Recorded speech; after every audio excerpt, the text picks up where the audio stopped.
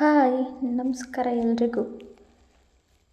ಇವತ್ತು ಹೇಗೆ easy and ಕ್ವಿಕ್ಕಾಗಿ chicken ಕಬಾಬ್ನ ಮಾಡೋದು ಅಂತ ತೋರಿಸ್ಕೊಡ್ತೀನಿ. ಸೊ ನೀವು ಈ ರೀತಿ ಮಾಡಿದರೆ ಯಾವತ್ತೂ ನೀವು ಮಾಡೋ ರೆಸಿಪಿ ಹಾಳಾಗಲ್ಲ ಆ್ಯಂಡ್ ಟೇಸ್ಟಿಯಾಗಿ ಕೂಡ ಬರುತ್ತೆ. ಸೊ ಹೇಗೆ ಮಾಡೋದಂತ ಇಂಗ್ರೀಡಿಯೆಂಟ್ಸ್ ತೋರಿಸ್ಕೊಡ್ತೀನಿ ಬನ್ನಿ. ಸೊ ಒಂದು ಮೊಟ್ಟೆನ ತೊಗೊತಾ ಇದ್ದೀನಿ ನಾನು.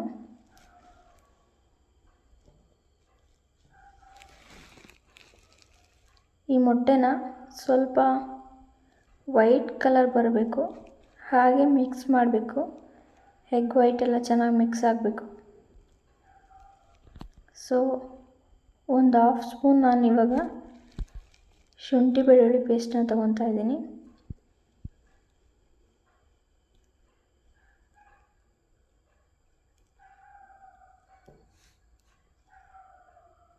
ನೆಕ್ಸ್ಟು 2 ಸ್ಪೂನು ಕಬಾಬ್ ಪೌಡರ್ನ ಹಾಕ್ತಾಯಿದ್ದೀನಿ. ಎಲ್ಲನೂ ಚೆನ್ನಾಗಿ ಮಿಕ್ಸ್ ಮಾಡಬೇಕು.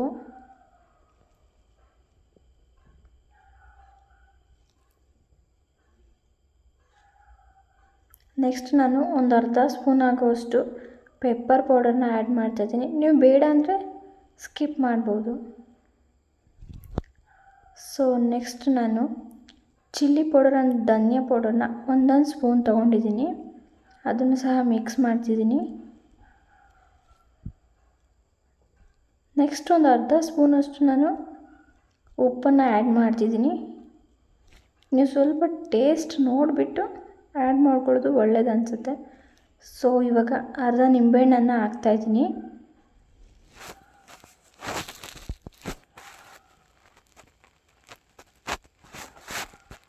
ಚಿಕನ್ ತಿಂದರೆ ಹೀಟ್ ಅನ್ನೋರಿಗೆ ನಿಂಬೆಹಣ್ಣು ಹಾಕಿದರೆ ಸ್ವಲ್ಪ ಹೀಟ್ ಕಡಿಮೆ ಆಗುತ್ತೆ ಅಂತ. ಸೊ ಇವಾಗ 1 ಸ್ಪೂನ್ ನಾನು ಆಯಿಲನ್ನು ಹಾಕ್ತಿದ್ದೀನಿ.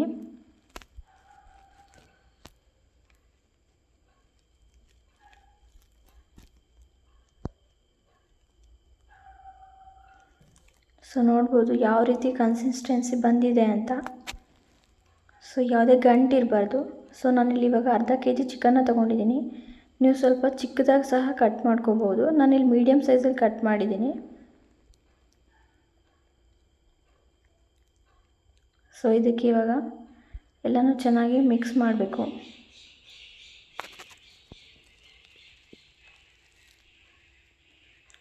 ಚಿಕನ್ನ 2 ಬಾರಿ ಇಲ್ಲ 3 ಬಾರಿ ವಾಶ್ ಮಾಡಿ ತೊಗೋಬೇಕು. ಸೊ ನೋಡ್ಬೋದು ಯಾವ ರೀತಿ ಕಾಣ್ತಿದೆ ಅಂತ.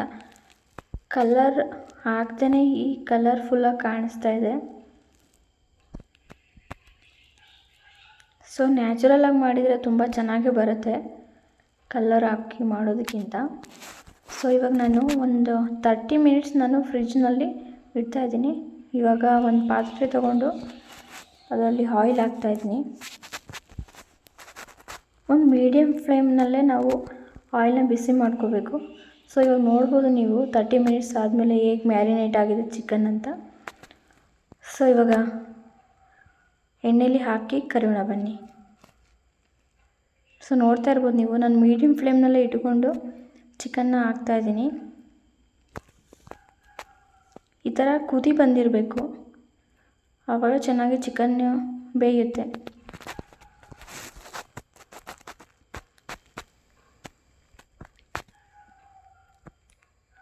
ಸೊ ಇವಾಗ ನೋಡ್ಬೋದು ನೀವು ಯಾವ ಥರ ಕಾಣಿಸ್ತಾ ಇದೆ ಅಂತ. ಇದು ಒಳಗಡೆನೂ ಸಹ ಕುದಿರುತ್ತೆ.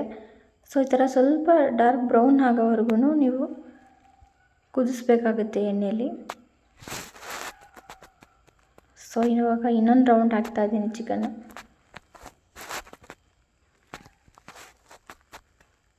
ಸೊ ಒಂದ್ಸಲ ಹಾಕಿ ತೆಗೆದ್ಮೇಲೆ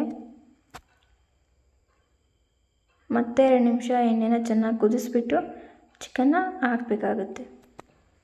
ಸೊ ಹಾಗೆ ಮಾಡೋದ್ರಿಂದ ಮತ್ತೆ ಎಣ್ಣೆ ಸ್ವಲ್ಪ ಕುದಿರುತ್ತೆ. ಸೊ ಚೆನ್ನಾಗಿ ಚಿಕನ್ ಬೇಯುತ್ತೆ ಆವಾಗ.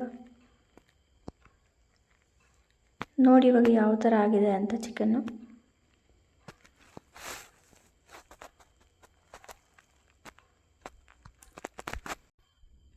ಸೊ ಫೈನಲಿ ಹೀಗೆ ಕಾಣಿಸ್ತಾ ಇದೆ. ಯಾವುದೇ ರೀತಿ ಕಲರ್ನ ಯೂಸ್ ಮಾಡ್ದೇ ಹೇಗೆ ಜ್ಯೂಸಿಯಾಗಿ ಚಿಕನ್ ಕಬಾಬ್ನ ಮಾಡೋದಂತ ತಿಳಿಸ್ಕೊಟ್ಟಿದ್ದೀನಿ. ನೀವು ಒಂದ್ಸಲ ಟ್ರೈ ಮಾಡಿ ಆ್ಯಂಡ್ ನನ್ನ ಚಾನಲ್ನ ಸಬ್ಸ್ಕ್ರೈಬ್ ಮಾಡಿ ಆ್ಯಂಡ್ ಲೈಕ್ ಮಾಡಿ, ಶೇರ್ ಮಾಡಿ, ಕಮೆಂಟ್ ಮಾಡಿ. ಪ್ಲೀಸ್ ಸಬ್ಸ್ಕ್ರೈಬ್ ಮಾಡಿ. Thank you.